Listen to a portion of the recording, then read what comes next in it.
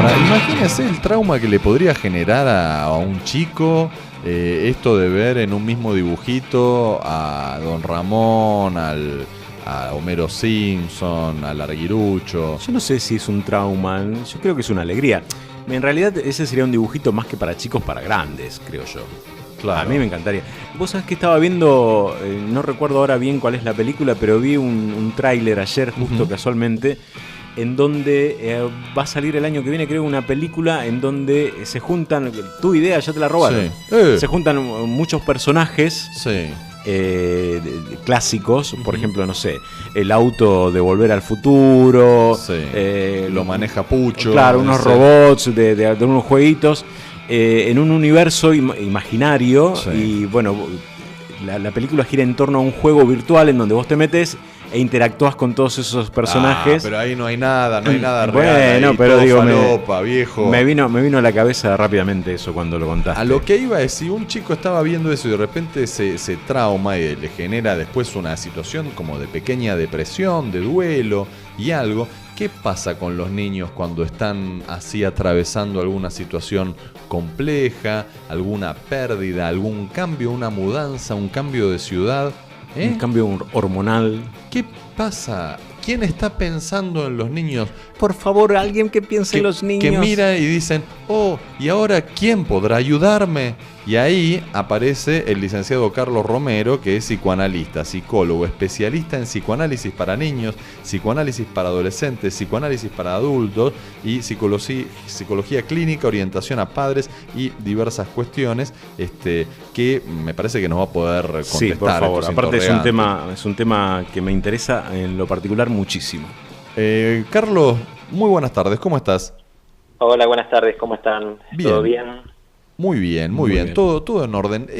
¿Qué cosas le pueden generar trauma y duelo a los chicos y después cómo tenemos que actuar frente a esto? Sé que son amplias las preguntas, pero de alguna manera tenemos que empezar.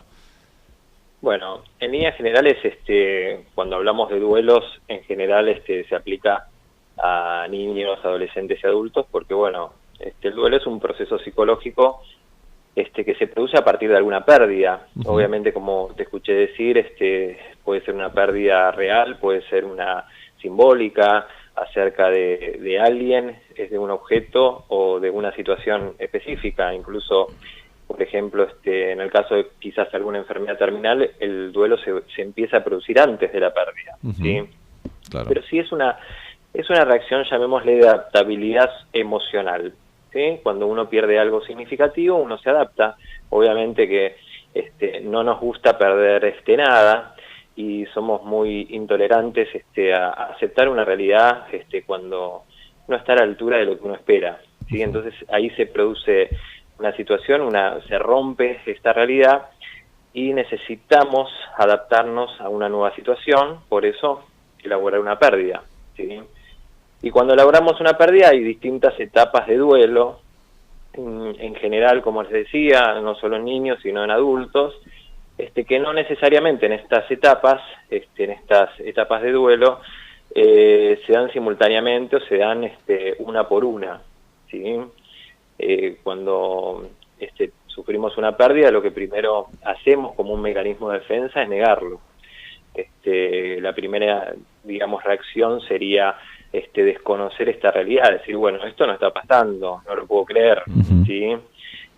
Negar es parte de un mecanismo de defensa, como les venía diciendo, es una realidad que no queremos, intolerable, que amenaza nuestra integridad, entonces tratamos de esconder los hechos. ¿Sí? Por eso a veces cuando se produce una desaparición, se necesitan empezar a construir respuestas. ¿Sí? Si encima mezclamos un mecanismo de defensa con la negación, con no encontrar o no estar sabiendo lo que uno está perdiendo, por ejemplo, en este caso de este famoso submarino donde no están encontrados los cuerpos, ¿no? Lo que hacemos es negar justamente en esta primera etapa del duelo más fuerte, decir, bueno, no encontramos ningún cuerpo, ¿sí? Están desaparecidos, todavía no están muertos. Entonces, ante esa realidad si nos quedamos mucho en esta etapa de negación, después el duelo se puede patologizar, se puede generar una melancolía. Después hay otra etapa de duelo que tiene que ver con la ira, ¿no? Cuando se empieza a desgastar la negación y sabemos que lo que perdimos, empieza a aflorar la ira como emoción, ¿sí? Entonces estamos más susceptibles a enojarnos con nuestro entorno, a veces contra los objetos, contra extraños, amigos, familiares. Obviamente que es una forma de proyectar ese enojo, que luego en otra etapa aparece como la tercera etapa, aparece la culpa, ¿sí? Que nos vamos enojando más que nada hacia nosotros mismos, y estos autorreproches de, bueno, ¿por qué no compartí tal momento? ¿Por qué no pude decirle cuánto lo quería? En líneas generales, bueno, les diría que el duelo es personal, no tiene una forma correcta de pasarlo. Ujú. Entonces les decía que aparece en primera instancia la negación, después aparece la ira, va apareciendo la culpa, después va apareciendo la negociación, ¿no? Porque frente a esta impotencia y la vulnerabilidad que nos deja ante una necesidad de recuperar un control, ¿sí? Y esta negociación, bueno, puede llevar hacia dos procesos finales del duelo, que es la depresión o la aceptación. Ujú. Cuando aparece un poco la depresión, que les comentaría después algunas conductas físicas, psicosomáticas o algunas en relación a la depresión, que tiene que ver con lo que implica la pérdida y también lo que nos representa esa persona o ese objeto o esa situación que ya no está, ¿sí? Y sí me quiero detener en la aceptación como último proceso de elaborar un duelo que lleva un tiempo psicológico, un tiempo no de reloj en sí, sino cierto tiempo interno. Lo que antes uno decía que no podría seguir viviendo, ahí empieza a aparecer no como un periodo de felicidad, sino de paz. Es esto de reencontrarnos con la persona que hemos perdido y la oportunidad de vivir a pesar de la ausencia, Uh-huh. ¿sí? Entonces ahí aparece una nueva realidad donde no nos da felicidad plena saltar el duelo y atravesarlo, sino nos da un periodo de paz, ¿sí? Claro. No sé si quieren que les comente algo más. Yo me quedé, Sí. me detuve un poquito en el tema de la Sí. depresión, quería detenerme ahí. Más allá de la pérdida, ¿no? Porque a veces, obviamente, una pérdida de un ser querido hace que uno se deprima. Pero por unos temas personales, digamos, que he visto alrededor de amigos, he visto muchos chicos deprimidos adolescentes, digamos que en apariencia deberían estar bien, pero hay muchos casos de depresión de adolescentes que a mí me preocupan. Digo, ¿hay algo raro? ¿Son los tiempos que corren o siempre fue así? ¿O está pasando más ahora? Ahora lo que está pasando es que se junta muchas veces lo que llamamos la depresión, que se confunde con lo que llamamos la devaluación, ¿sí? Digamos, ¿Cómo? que es como les venía diciendo, ¿no? Como un conflicto de expectativas, ¿sí? Ajá. Mi ideal sería ser tal chico, tener tal físico, Totalmente. tener tal cosa, y mi realidad es distinta, ¿no? Ese famoso expectativas versus realidad, ¿no? En esto, cuando un adolescente generalmente, yo le diría que atraviesa esta posición de la comparación, a veces de la masculinidad o la feminidad en comparación con nosotros, sí. Entonces queda devaluado. Cuando uno se coloca en esa posición es complicado que surja la subjetividad, entonces uno está mirando si el otro es más fachero que uno, si tiene un mejor o no peinado, si está compitiendo que el otro es más simpático o es más inteligente que uno. Entonces cuando uno queda atrapado en esa lógica, uno queda devaluado, ¿sí? Porque está en comparación con alguien que está por encima del ideal, y entonces ahí complica. Yo diría que no son depresiones realmente las depresiones reales, sino son cuestiones que tienen que ver con el autoestima y con el narcisismo. Sí, me ibas a decir. No, digo, porque también está el tema de las redes sociales, que a mí me da la sensación de, bueno, que cuando yo era chico y era adolescente, obviamente tenía los mismos problemas que tienen los adolescentes ahora, pero no teníamos eso de las redes sociales en donde la instantaneidad de ver la foto, de ver no sé, un cuerpo perfecto, no nos influían, y me parece que por ahí por ese lado puede llegar a influir, claro, también en los chicos de ahora. sí, seguro, va por ese lado porque, bueno, estamos atravesando una era de la imagen, digamos, esta cuestión del book, ¿no? De a veces de las historias de Instagram, de las digamos, de las redes sociales. Entonces, ahí me parece que hay una cuestión donde si uno pisa esa trampa que tiene que ver con qué lugar uno representa para el otro, ¿no? Cae en esta comparación, donde en realidad, obviamente que uno puede estar un poco más narcisista en función a alguien que es menor, pero también muy dependiente de alguien que es mayor, ¿no? Me parece que cuando uno queda fijado su autoestima en el exterior, en el otro, es complicado que uno regule su propia subjetividad. Entonces sí, uno cae en esta trampa de cuántos amigos tienen, la vida social, la noche. Bueno, estamos atravesados por esta singularidad, que en realidad podemos pensar que antes también sucedía, ahora se está cristalizando más, digamos, porque hay, digamos, una vidriera más instantánea, como decías, ¿sí? Claro. Pero sí les diría que, bueno, que es parte también de cuando el adolescente entra en comparación con los demás. También nos pasaba a nosotros cuando éramos chicos, cuando mirábamos el juguete que tenía el otro. Y ¿sí? de eso, lo que no me acuerdo es cómo pegamos el salto hacia la aceptación. ¿Cómo hicimos? Porque eso es, claro, ahora ves salto, al adolescente medio en esta situación de devaluación y bueno, ¿y cómo? ¿Qué te digo? Te doy para que leas Siddhartha de Hermann Hesse, no sé, voy a quedar como un viejo cagado. Claro, hoy justamente estaba hablando con un amigo de ese tema por un tema que, bueno, no voy a contar acá.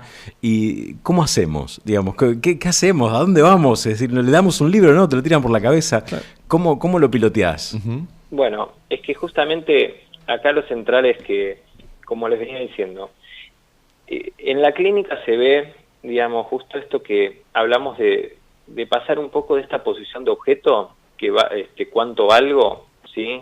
A esta posición de sujeto, ¿sí? La posición de sujeto es que, bueno, a ver, no podemos comparar una manzana con una banana, ¿sí? Digamos, son, digamos, dos objetos diferentes.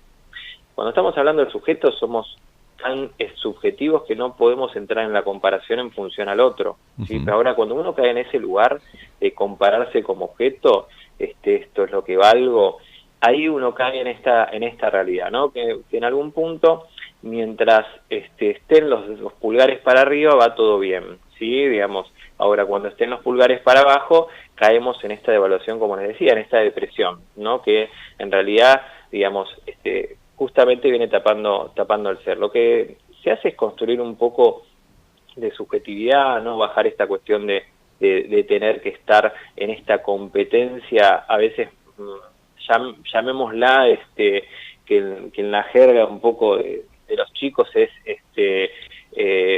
quién es más potente que el otro, para así decirlo. Claro. Esta cuestión quien en la adolescencia donde ustedes hacen énfasis, donde surge más esta cuestión de Superman, ¿no? De quién toma más, de quién saca más fotos, de quién recorre más lugares, de quién tiene más amigos, quién es más ganador. Bueno, es una realidad que nos fue llevando, digamos, es múltiple, ¿no? No nos vamos a poner en que obviamente que seguramente esta realidad es distinta a la que hemos pasado nosotros de chicos, pero nosotros hemos construido esta realidad, ¿sí? Claro. Así que también tiene que ver con nosotros, que en otras instancias por ahí lo solemos hacer, pero desde otro lugar, ¿sí? Claro. Sí, porque el tema es eso, es cómo transmitirle al adolescente eso que hicimos nosotros, que es estar en los mejores lugares, sacar las mejores fotos, estar con las mejores minas y eso, y a lo mejor lo frustra el hecho de no lograr conseguir cosas tan maravillosas como las que hemos conseguido los adultos. O a lo mejor al revés, dice, uy, mirá el que me tocó, por favor, ¿dónde aterricé?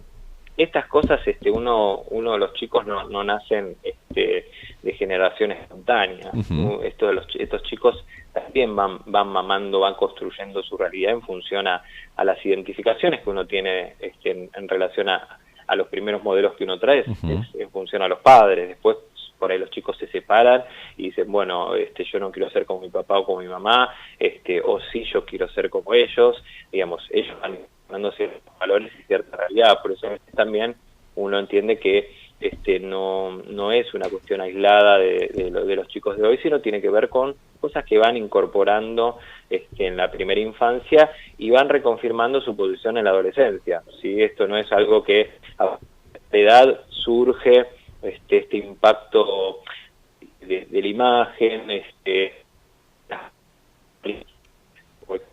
¿sí? Totalmente, totalmente. Estamos hablando con el licenciado Carlos Romero, psicoanalista, psicólogo, especialista en psicoanálisis para niños, adolescentes, adultos, y el tema central había sido el duelo en los niños y adolescentes. Estuvimos viendo todos los caminos del duelo, digamos, los pasos, la negación, la ira, la culpa, después la negociación que derivaba en depresión, posteriormente en aceptación, y ahí nos quedamos previo a llegar a la paz, en cómo hacemos para pegar el salto desde una situación de depresión o de devaluación a una situación de aceptación de uno mismo. Licenciado Carlos Romero, sí, muchísimas gracias por esta comunicación con ecléctica.com.ar. Bueno, por favor, les mando un gran abrazo y un abrazo a toda la audiencia. Abrazo para vos. Mariano Navas, Héctor Park, Romina Sosnávar viven en la nube. La nube, 2 horas virtuales que suenan muy reales.